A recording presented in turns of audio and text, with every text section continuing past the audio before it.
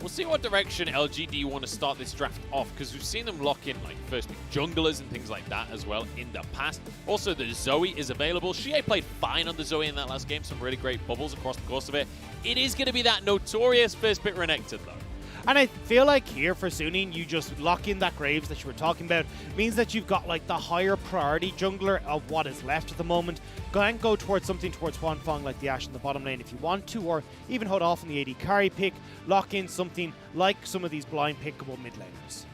Well, we're hovering a Quinn right now, Dagda, and as Hysteric said it earlier on, been very much like a diet the shy, right? He very much wants to dominate the laning phase. I would love to see him go for that Quinn, but it's going to be the Ezreal for Huanfeng to start this one off. And it's interesting to see such priority on this Ezreal when things like the Ashe are still available. Especially as we were saying, look, this is a composition, at least a team on LGD that very much like to spike in this mid game. Ezreal is obviously an AD carry that can spike pretty hard in that mid game, but the issue is that you forego a lot of the early game power that some of these other earlier picks can bring. And when Suning are just banking on hitting this late game, having their shot calling be the difference maker, trying to shore up some of this early game power may have been a better option here for Suning. So let's look towards the mid lane then for LGD as Xiye goes with this Orianna, a little bit more lane presence and definitely a lot of late game carry potential, but he's up against Angel, who last game on the Syndra, this time banned out, took that Zoe away from Xiye. So a bit of a different dynamic in that mid lane. And Kramer looking towards this Jhin. And we could see a game here where Ashe is just completely ignored. And I prefer the Jhin here. Jhin is actually so much better at dealing with these longer range compositions like the Ezreal and the Zoe are opting in for, because you've got the Deadly Flourish that can come out on a much shorter cooldown. You have more opportunities to get on towards these key members, and that Curtain Call as well, the slows that buffers can give LGD the opportunity to speed up and catch Suning, who look like they're going for this poke composition. It definitely is leaning in that direction, isn't it? And we saw the Quinn hovered earlier, but this Jayce gonna do a similar job up on the top side. It can be very difficult for Renekton to find that all in, but if he does find it, Jayce is doomed. Yeah, that's the big thing here, is that you can have the Renekton, if he's able to find that all-in, win out. Across the board here for Suning, though, winning top lane match, you've got a winning, at least push in power in that mid lane for the Zoe here as well. So now with two lanes there that they can play through, I wouldn't be surprised to see Suning go towards something like a set that can work in conjunction with these winning lanes. And especially when we look towards a jungle that needs to be able to play that disengage side with Lee Sin gone, Set fits that bill super well, providing the disengage and some strong re-engage power when given the opportunity. And now, as we look towards the Bandstag Day, you can see Suning recognize that they want Peanut off of these carries here. They're going to take away the Kindred, now taking away the Lilia as well, trying to remove the things that Peanut can play towards the late game with. And it could signal that maybe they're the ones to go for the Graves this time around. It looks like they are going to go for it. The only issue that I have if you go towards the Graves is, who do you let go? Like, how do you try and provide anyone that can tank up some of these deadly flourishes, who, if you end up in a flank, can try and get this Renekton off you? You need some sort of peel and disengage, and I'm not seeing it on this Suning lineup right now. It feels like what they're trying to do is bait LGD in towards either going the Graves route, which means that you don't have a huge amount of engage, or going towards the set, which needs to try and run in on top of Suning, but Suning are great at just moving away from that. Or maybe the Skarner that is being hovered and will be locked in. We've seen it from both of these junglers.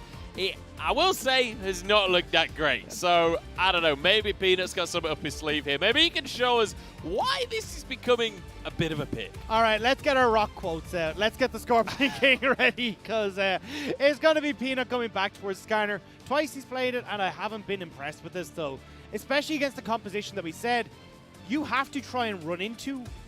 Skarner is not the champion that could really lock these up in the manner that you want, especially with all the slows, the kite back, the speed ups that are coming in on Suning's side. I mean, if you think back to like literally years ago, last time Skarner was meta, Olaf was the answer, because you can't ult him. Yeah. He's happy to 1v1 you. He is happy to take you on in those early skirmishes. That is Olaf's comfort zone. So SofM certainly having a matchup he's comfortable with, and having that counter pick that we talked about that has been so prevalent for Suning in the playoffs. Yeah, Suning have completely outdrafted LGD here.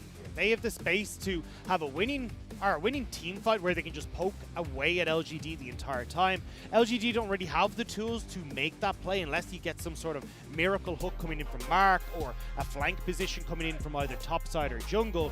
But overall, you have Suning with 2 winning lanes in mid and top that they can play through early and set up this Olaf as well for success.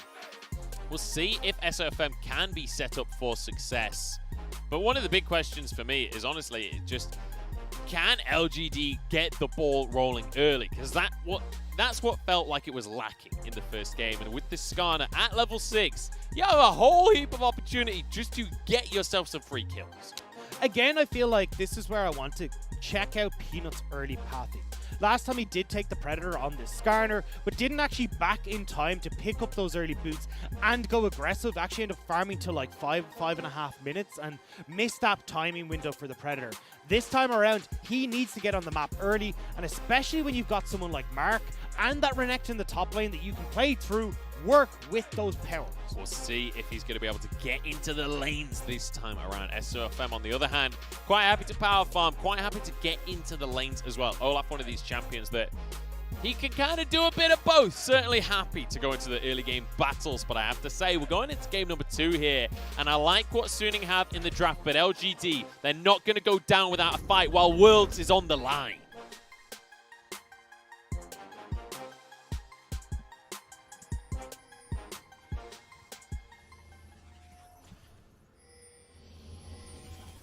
All right, well, we're onto the map here for game number 2 of our series. Suning starting things off strong, and I have to mention the fact that Suning, in our 3rd place match, hang on. Oh, Mark. No, not like this. Angel gonna get himself a paddle start into the brushes. SofM is targeted down, flashes away, but he might just go down on this on the heal in the last second from SwordArt. Flash over from Xiye. He's exhausted and can't finish the kill. He might be the one to go down. One more auto goes the way of SwordArt. And now Huanfeng, he's on the pinch on this one. Mark will have his hook available shortly as Peanut tries to back away. But Langx, the one in trouble, still has his flash available. Huanfeng just dishing out as many mystic shots as he can. Suning get themselves an early fight. Suning do find that early win. The kill going to SwordArt, though. My mind, though, is going towards where the flashes were burnt. Both Bin and SofM. Langx, where are you going, buddy? Go back. Leave it alone. Langx really wants to get in towards the top lane here. Still has his flash. Bin does not, but Bin, he's going to have a lot of pressure in this top side no matter what. The thing that I want to see from Peanut here, though, is the path from buff to buff into a 3rd camp on this bottom side so he can return top side. No flash on Bin. You go for a Predator gank onto this Jayce. He is dead, especially with Langx still having his own flash up. You have great setup there. And I have to say, looking at that level 1 play, Dagda, that felt a little bit overzealous from Xiye. That felt like, I need to carry this. Flashing in, gets immediately exhausted, just ends up going down, but he did not need to make that play. He did not have to flash forward to try and get that first blood. And realistically, even if he gets the kill, he's probably guaranteeing his own death. And I mean, Mark wasn't going to carry the fight now, was he? So maybe Xiye feeling a little bit of pressure. But yeah, I mean, look, he wants to be the carry. His Orianna play has been spectacular throughout these early stages or the early stages of playoffs. So I want to see him once again having that big performance. But unfortunately, there the issue was Mark not connecting with these hooks, and then at the last second, SofM getting out on a sliver of health with that hook actually being tanked up by Bin in that scenario. So Suning off to a great start here, and when you actually look at the gold lead right now, it's already 1,000 in favor of Suning, which I'm not even sure where all of that gold's come from, to be quite honest, because it's only 1 kill, but SofM grabs himself a shrine here.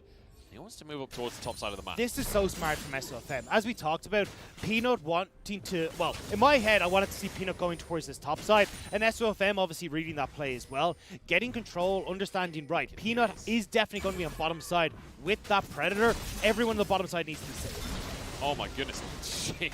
He tries to find some pressure onto Bin, but it just is not happening on the top side of the map.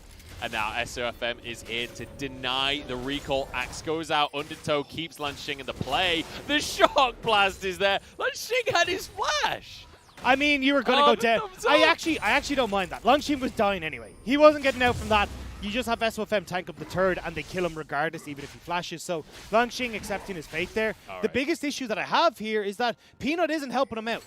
Langx sets up gank potential so damn well on this Renekton, especially with Bin having no flash, and the fact that Peanut didn't even pick up boots as a Predator jungler. Well, I don't understand what he thinks about for this Skarner.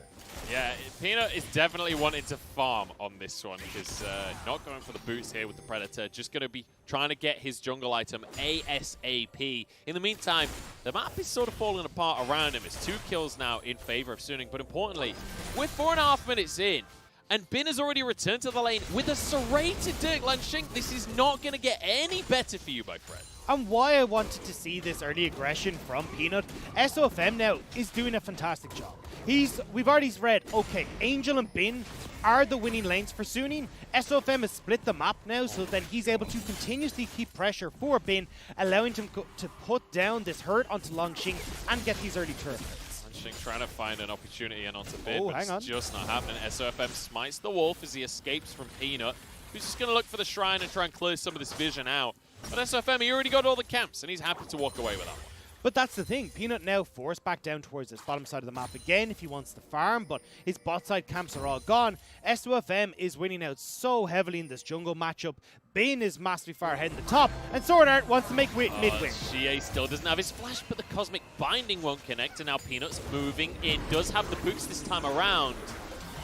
But it's not going to do a whole heap of anything as Mark now looks for the hook. This is the opportunity. SwordArt the first one to go down, and immediately Angel tries to finish off Xiye. He manages to get the kill for himself and still has flash. Somehow it's a 1-for-1. Great job from Angel to get that kill. They managed to get the turnaround onto Xiye, which makes that so worth for Suning and Peanut. Oh, he gets a bonus ignite in. Peanut forced to flash. I don't even think Angel had the mana for a battle star there. But you know what? A flash is a flash. But all he's doing is putting hurt onto Peanut, stopping him from getting back into the jungle. SofM now has cleared his bot side camps, moving into contest on this bottom side for LGD now. Like, Suning are doing so well in this early game. Peanut has a shield up. Mark still sticking around, but SwordArt's here too. And SofM at worst is just going to get all of the small chickens. Angel got him again. Another trouble bubble in. Mark able to block the follow-up damage, but an undertow is enough. And it's the camp secured. Look at the CS difference that is building up in this jungle. And everywhere. Top is losing, mid is losing, jungle is losing. The only one that is actually in favor of LGD is Kramer in this bottom side. Like, LGD have gone for this team that, at least with this Skarner, needs to spike early, and they're running a while. Peanut's in trouble. SwordArt over the wall with the Cosmic Journey. Magical Journey, Cosmic Binding. Here we go. Peanut trying to get away from this one, but Bin's not letting him go anywhere. True Shot Barrage goes wide as Langx now with the Dominus wants to force this play a little bit. He's onto Bin, and that is plenty of damage to take down to Jayce. Binding comes out as Angel now trying to escape from the play. Doesn't have flash, needs the blast cone or a Magical Journey. Yeah, nice job from SwordArt to blast him back, which means that they can take out this Magical Journey, but at least LGD get 1 kill back in the favor. SofM, though, was on this bottom side, taking the dragon while all this fiasco is going on. So Suning again, still picking up objectives while LGD have their attention elsewhere. And let's be honest here, Dagda, Suning still winning out the trade. Like, while LGD managed to get themselves a pick off the back of everything, look at the CS numbers. 15 in the mid lane, you got 15 in the jungle, you got 20 up on the top side of the map as Bin clears away the wave in the mid lane here. And the bottom lane is going to be going neutral because we've got 2 AD carries that don't want to fight in the early game. So they're essentially just not a part of the equation at this stage. And it's weird to see from LGD because Peanut's pathing is usually so smart where he's like, okay, I know exactly where I need to be, how I want to approach this, but the fact this early game he decided to not play around Langx and set him up in that top side of the map, it is baffling to me, especially with the pathing route that he took, because Kramer and Mark, well, they weren't really in a position to try and go for plays in the bottom lane. I think to double down on that as well, as SwordArt moves towards the mid lane, he's just going to be trying to get out on the map here. Like, I just want to cast everyone's minds back to watching the Xiye play Jayce on the top side. Jayce wants to push. Jayce wants to be underneath the enemy tower. He is very regularly in a vulnerable position that can be punished by junglers, and Peanut not opting into punishing it. On the counter side, though, SofM has done an amazing job in this early game. Getting in towards that top side, taking control of the map, allowing Bin to keep pushing. 2 turret plates for the Jayce and the CS lead.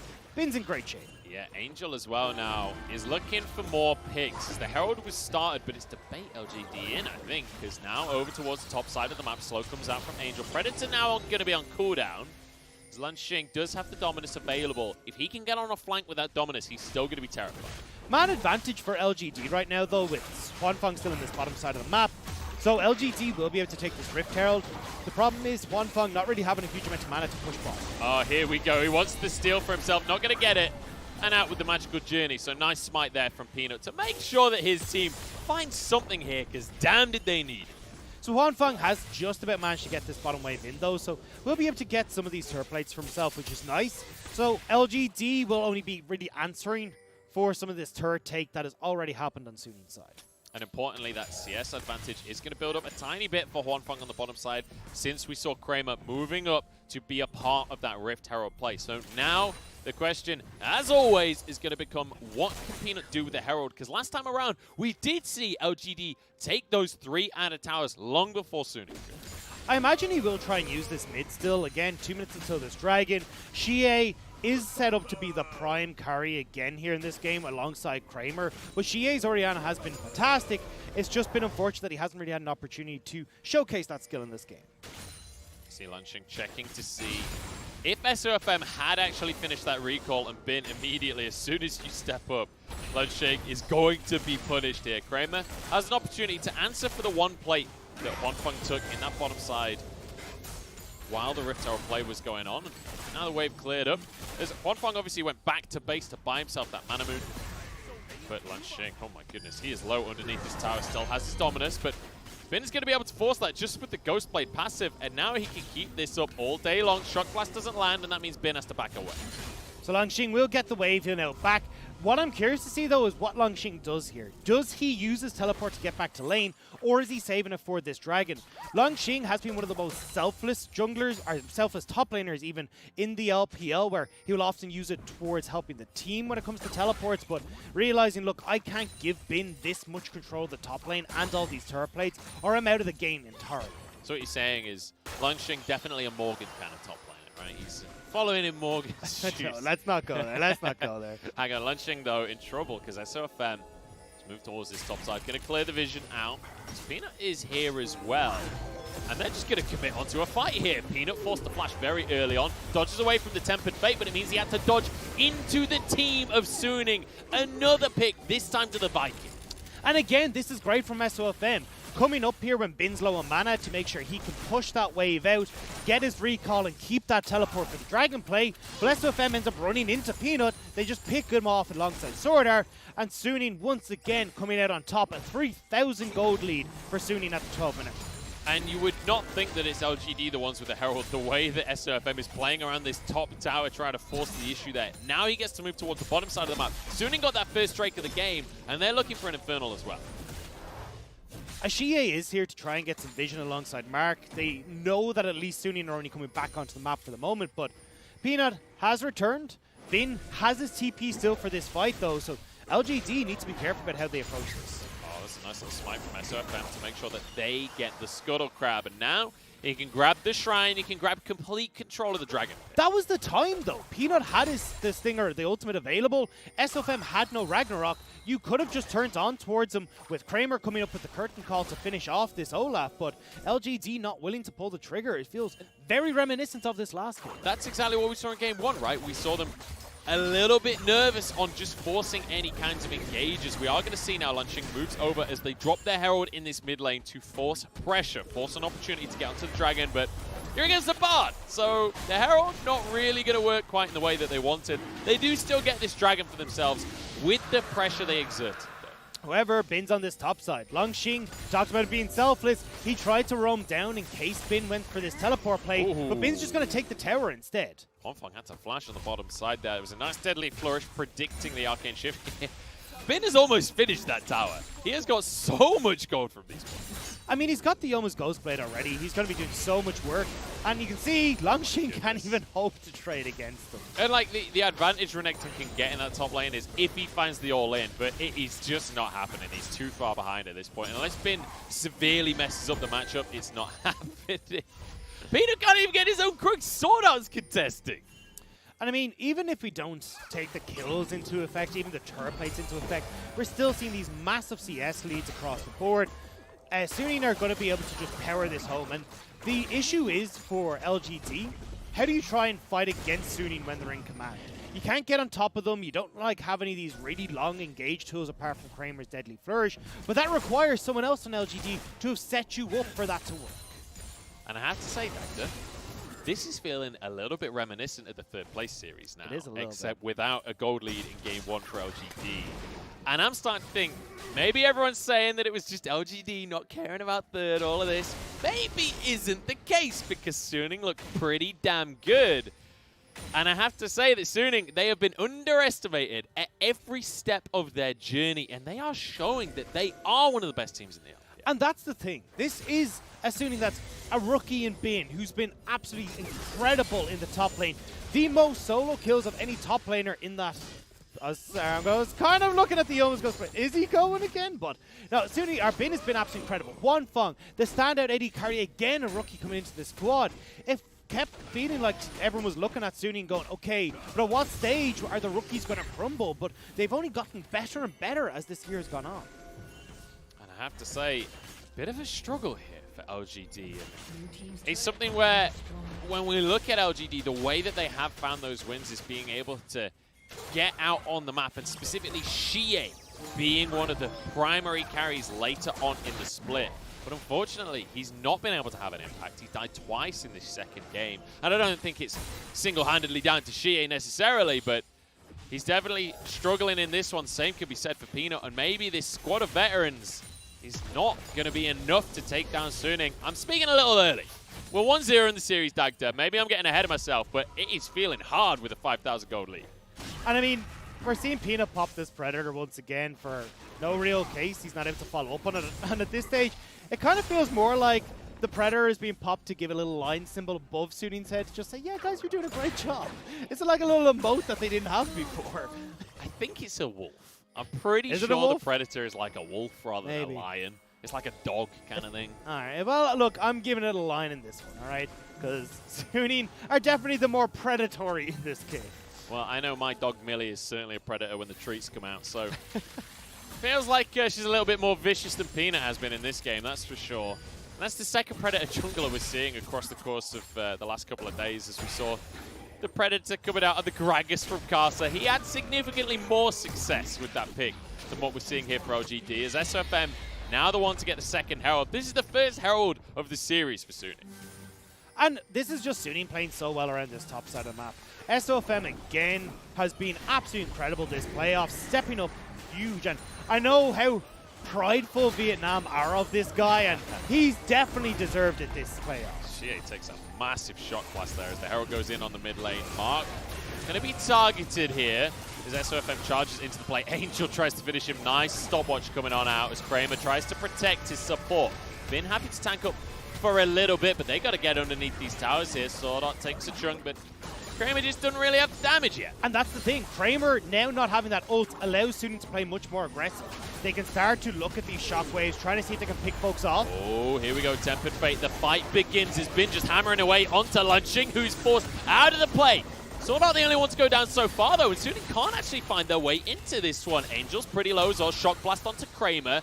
And even though they lose the fight, it's Suning that moved towards this dragon that's up in 20 seconds. The poke is so strong on Suning's side. It's when they're able to have this re-engage opportunity with the curtain call down, that's when Suning are going to strike. And you can see it now, trying to get onto Xiye underneath this tower. They would love to get themselves a tier 1 on top of this Drake. They want advantage after advantage this game, and they are going to find it. Bin might find a kill as Xiye. Whew. The movement speed just gets him out.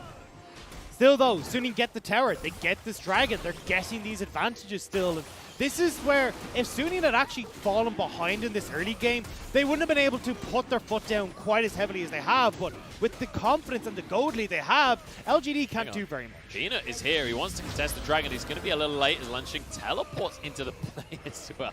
SofM, he used his ult quite early, but Peanut's ult is going to be on cooldown anyway.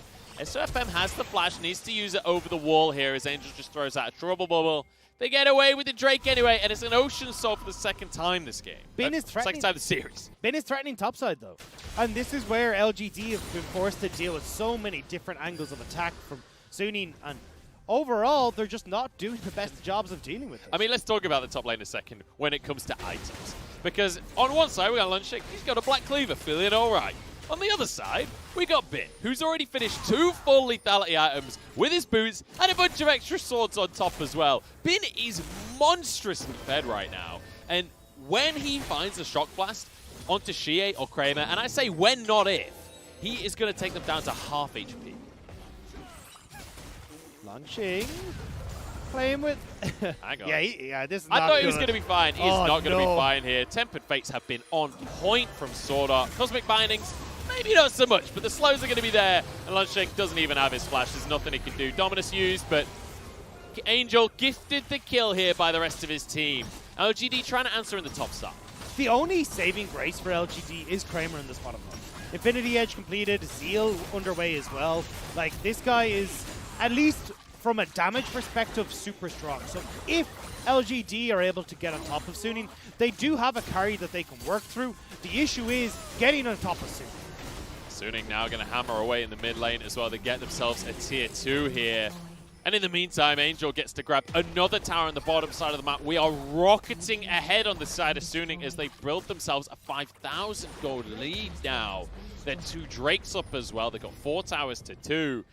This feels like it's all going the way of the Lions. What can LGD do now? How do they get back into this game? Because they definitely have some late game pressure with this Orianna. They got to do hit and run. They got to try and hide off in the side here, see if they can catch out members of LGD. But pick to the skies onto a minion pin. That was just beautiful. And it's heartbreaking for LGD because they're trying.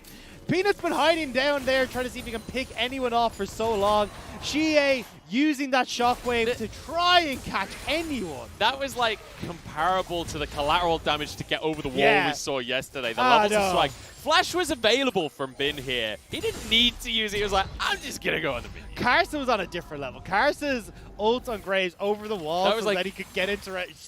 That was like, in terms of fashion, that was like your kind of Louis Vuitton level of swag. Whereas Bin bringing it up with, I don't know any more fashion. That's all of my references. God damn it, I've fallen short on this. I guess he's Nike on this one. I guess. I mean, all right. Save me, Dagda.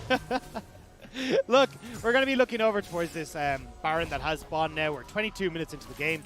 The thing for Suning, though, is going towards Baron is playing a little bit with suicide, because honestly, you up in that pit gives the opportunity for LGD to come in from multiple different angles. They can actually corner you in that pit, and that's where LGD can strike. As long as Suning are able to play back and have multiple escape routes, that's when they're going to be relatively okay. So for Suning, they need to be very careful with how they approach this Baron. Look at Huanfeng go, just hammering away on Peanut. He knows he's safe. With the Iceborne Gauntlet, worth mentioning, he has hit those 2 items we always talk about with Ezreal. On the other side, though, Kramer in a similar situation. He has his Infinity Edge, and he has that Rapid Fire. The funny thing for Kramer, though, is by going towards this Infinity Edge Rapid Fire, he's actually kind of hurting what LGD need, because all they want, really, is an ability to get on towards Suning. A Stormrazor's gives you that option, because if you have Stormrazor's Rapid Fire, a slowing auto attack does far more for LGD than a damage buff from... Here we go. We've got a pick coming on through.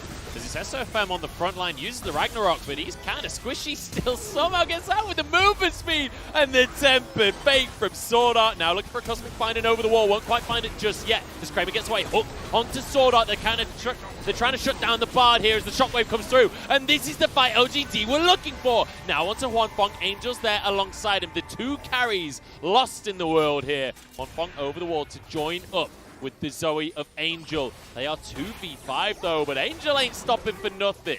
Does dodge away from the hook coming out from Outland. Xing now forces the flash out from Angel. Huanfeng and Angel just keeping this one going. They're not afraid to keep playing with this idea, but Peanut now over the wall doesn't have his flash available. Huanfeng is pretty low on mana.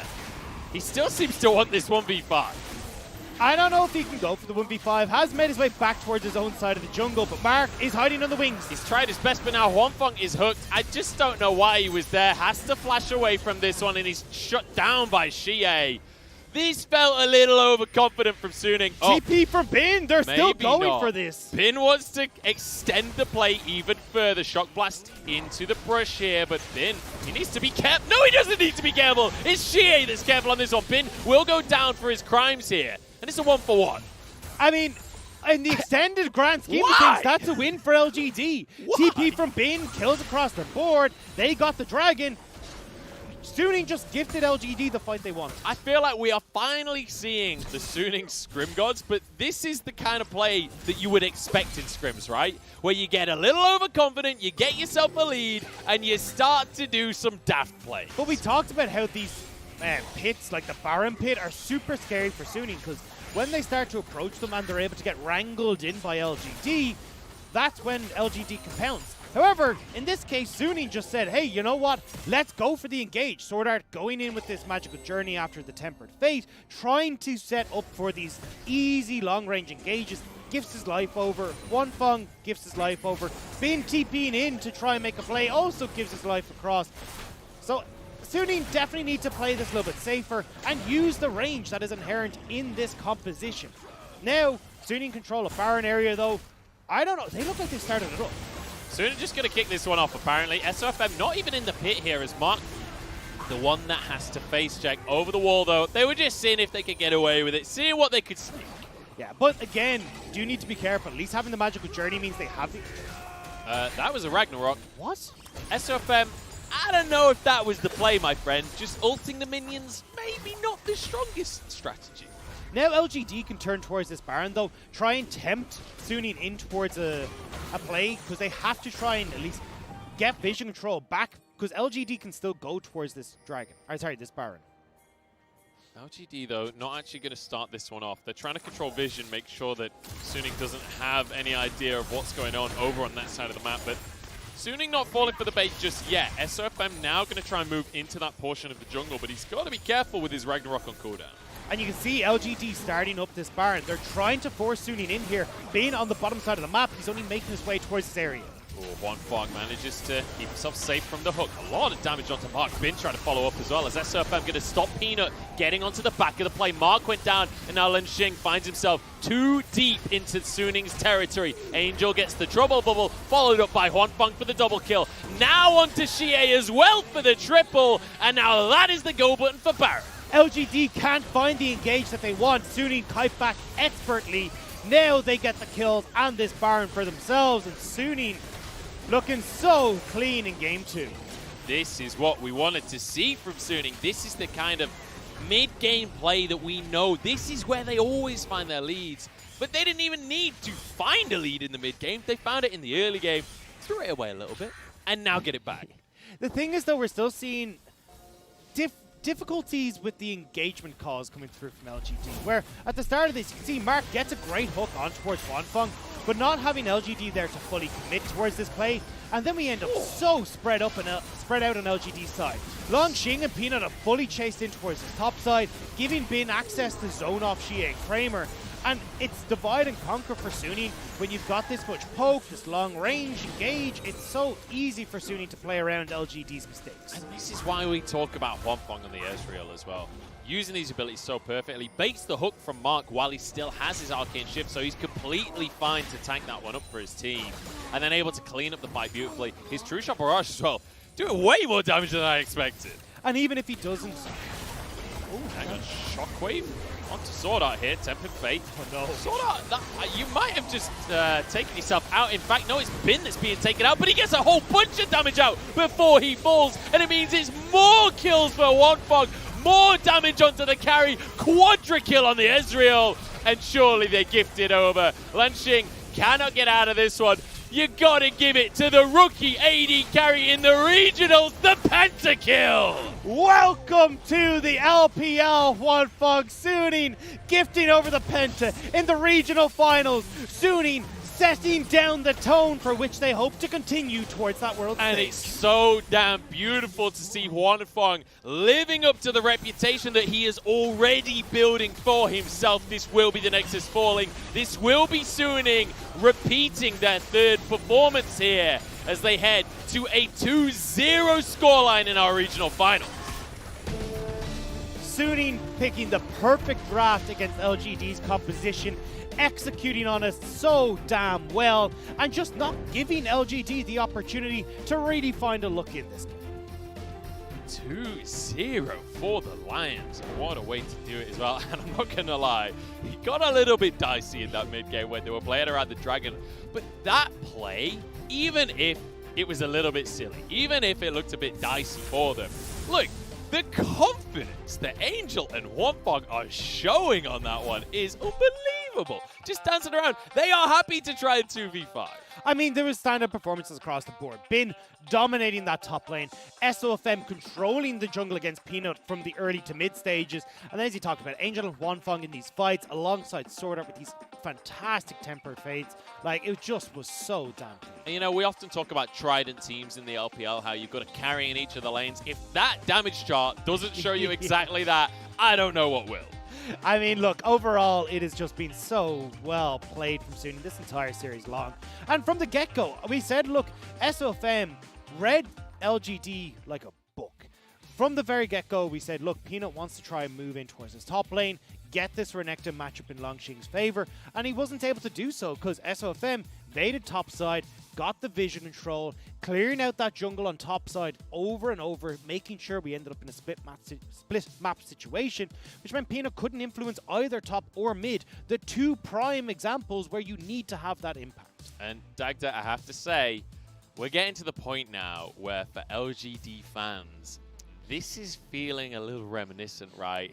LGD fans have been waiting for a team to really perform in the way that this name is known for years. And we are so close to this squad making it to Worlds, but it feels so far as well with Suning now 2-0 up. They're a single game away from booking their own ticket, and LGD are a single game away from being knocked into that lower bracket. It kind of comes with part and parcel being an LGD fan, yep. all right? It's you are so close. Maybe this time the fate's rewarded, right? But right now, 2-0 down in this series, it's not feeling good for LGD, especially with how dominating they've been. Like, Suning don't... It's not like we've even seen really Suning tested. They've just been able to have their run-of-the-mill in the early game, not really anything coming their direction from LGD's side, and then they get to the mid-game and their superior shot calling is shining through. Suning just look like they're having fun, honestly. They look like they're messing about on the Rift as they get a 2-0 lead. We'll see if this emotional roller coaster for LGD fans can go on the up after this break. We're going to go away for a few minutes, and then we'll head over